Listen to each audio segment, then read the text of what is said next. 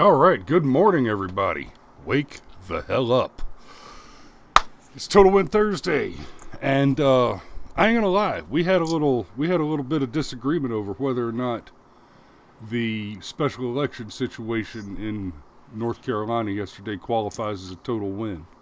Cameron says yes. I say, here's the thing. It is a total win in that it's a Trump win because it looks like the polling was showing, for what polling's worth, because, you know, Trump never had a chance. There was no way that fucking clown was going to be the president. Whoops. But there is reason to believe that the Democrats have closed a gap in what was previously a very solid Republican district.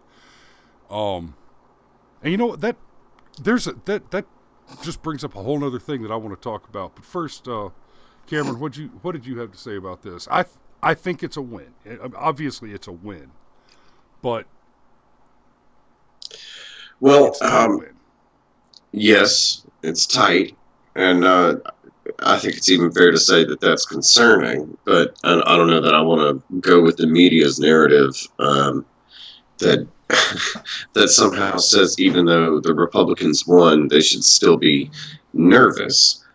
But it does look like this seat might have been lost. And then Trump came in and put himself on the line, and we squeaked out a win. And it was like a 51-49 type of win.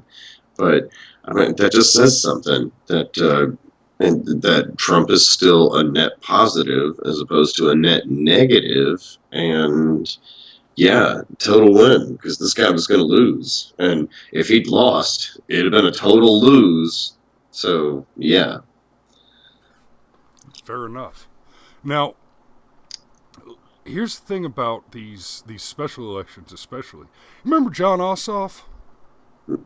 I remember. Get out there and vote your ass off. Yeah. Yeah, and apparently he's running for some other election here in Georgia because I saw this fantastic sign that said, "Get your ass off my lawn." Yeah. Yeah, I ain't gonna lie, I got a chuckle out of that. I definitely got a chuckle out of that one.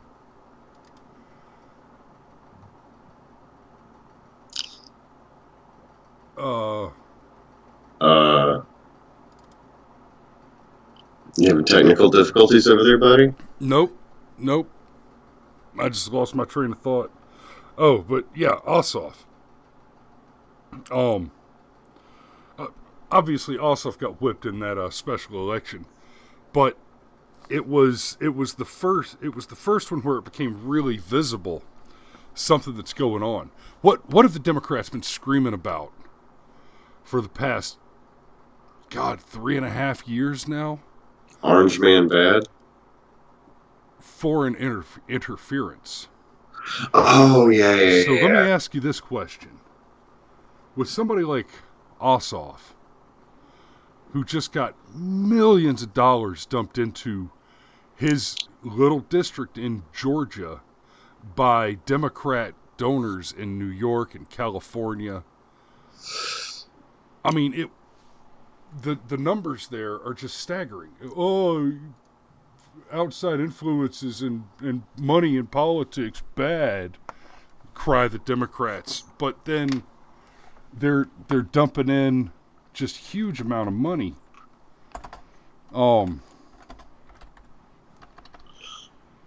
And let me pull up Stacey Abrams and that, because Stacey Abrams, Oh, yeah, she was total AstroTurf candidate. Like, she never had a chance. And the only reason she appeared to have a chance was because of the... Uh-oh. Bless you. Yeah, I even managed to mute that. I'm getting better. But the only reason she even appeared to have a chance was because of all the media and... Right. And she got obliterated. She did not win by, or rather lose. She did not lose by a narrow margin. Well, Brian Kemp, he actively suppresses votes. Yeah, even if that were true, the simple truth is, there was not enough. The level of voter suppression of which he was accused was not sufficient to make the difference between the victory and the loss. Yeah, I mean, Georgia's a mostly red state. Well, guys, In fact, if you look at Georgia over. on a map, I didn't make it. I tried. oh I my really God, tried, but that's funny. Donald Trump colluded with the racist weather, and and okay, part of what's funny about that GIF is Nancy Pelosi she maybe at one point in time could give a good speech, but she's just drunk on the communion wine, and so maybe it's demented. And Ossoff, if you've ever heard him give a speech, dude, he sounds like an Obama clone. He's got that very measured, very specific cadence to his speech that makes him sound as though he is extremely intelligent and just continues to talk, and he might even lose his train of thought every now and then, but because he's got all these thoughtful pauses built into his speech, he sounds extremely intelligent. Okay, before you continue speaking like that, I just want to. The audience, maybe not, but I know where you live.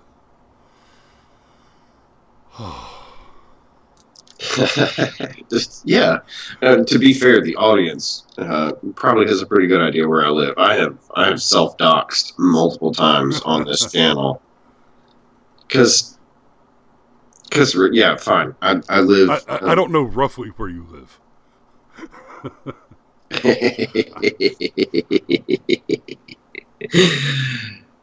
Well, anytime, big boy.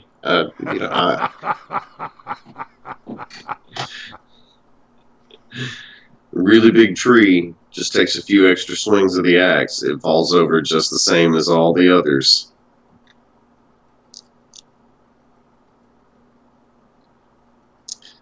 But anyhow, Totar Win. We could threaten each other and continue to play whose penis is larger, but that's not what this show is about. Chris? Yep. Oh, I was afraid I had lost you for a moment. Nope, you were talking. I was letting you talk. Wait, really? Man, we talk. are.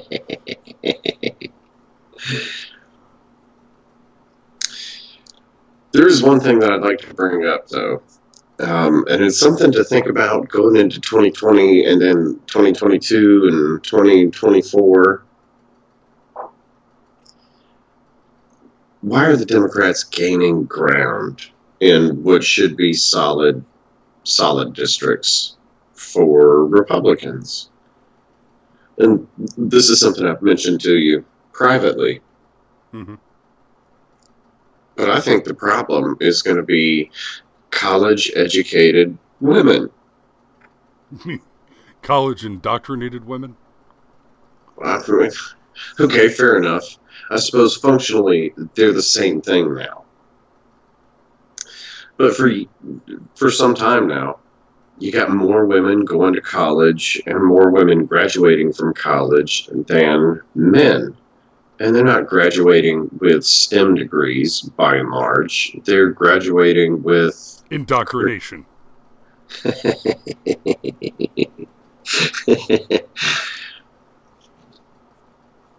But yeah, we send our daughters. In fact, we tell kids, for the entire 13 years they're in school, you got to go to college, you got to go to college, you got to go to college. And then they go to college, and they're outside of our purview. And yeah, of course, things happen at college. You're away from your parents for the first time ever, blah, blah, blah. But what happens now is you get some serious left-wing indoctrination. To a certain extent, this even happened to my wife at college. She was given the equivalent of a political compass test. And only it worked like this. It was like, hey, do you believe minorities should be repressed? Of course, she says no. And do you believe men and women should have equal rights? Of course, she says yes. And they get to the end of this process and they go, well, that means you're a Democrat. And she's kind of like, okay. And I take full credit for being the guy to point out to her, that's a whole lot of generic stuff that doesn't actually make you a Democrat. You realize Republicans agree with the majority of those things as well. In fact, it was Republicans that kind of freed the slaves and all that sort of stuff. Passed the Civil Rights Act.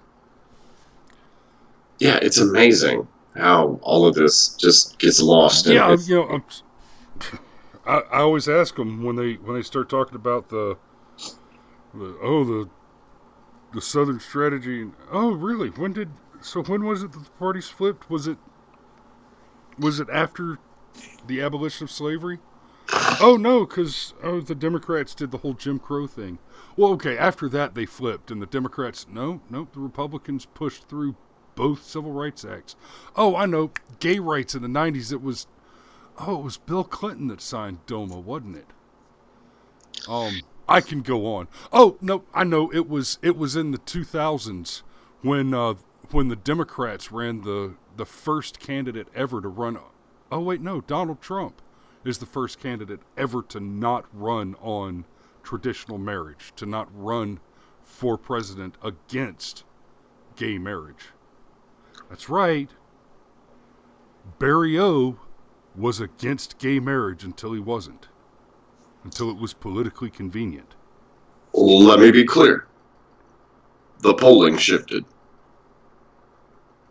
Yeah, it really didn't.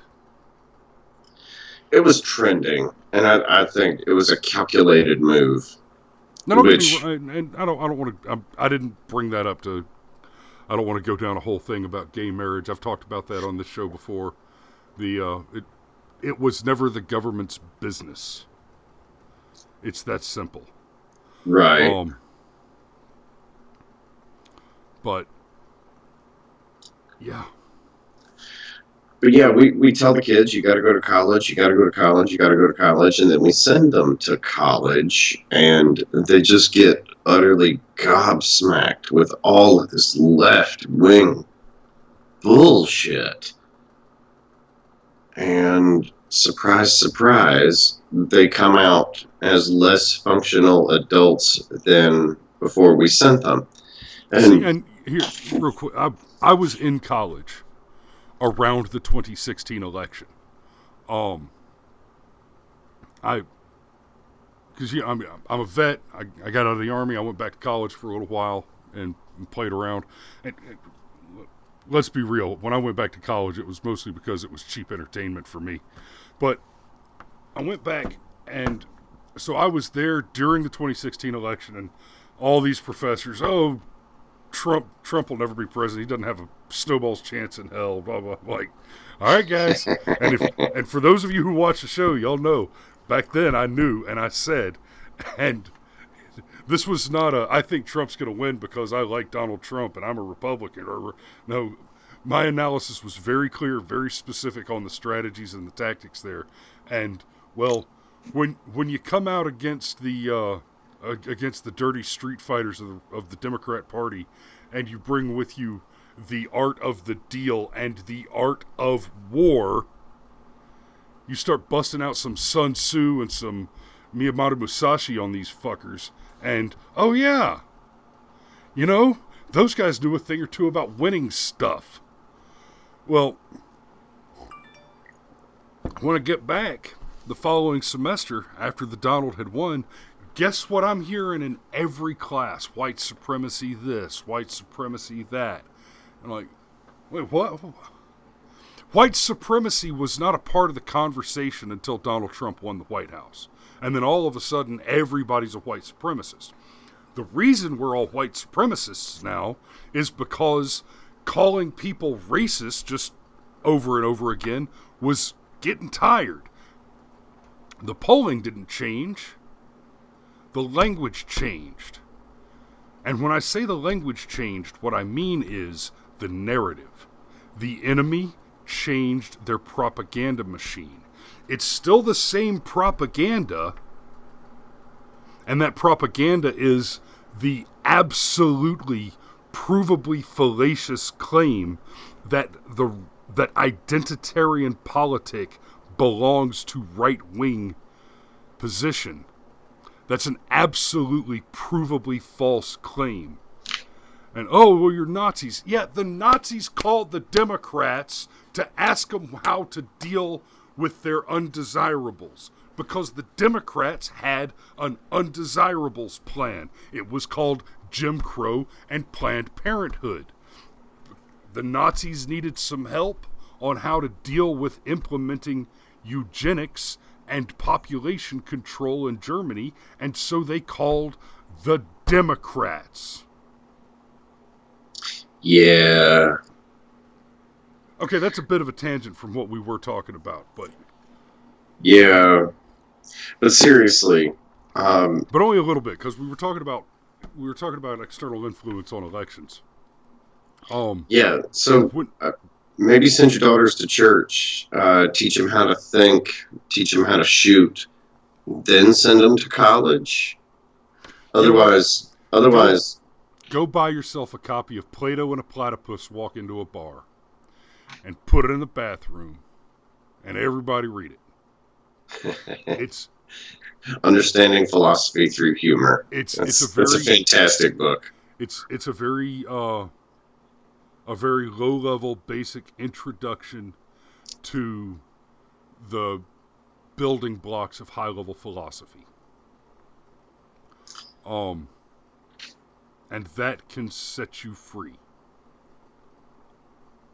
Not by itself. It's a starting point. But either Plato and a Platypus, or Aristotle and an Aardvark.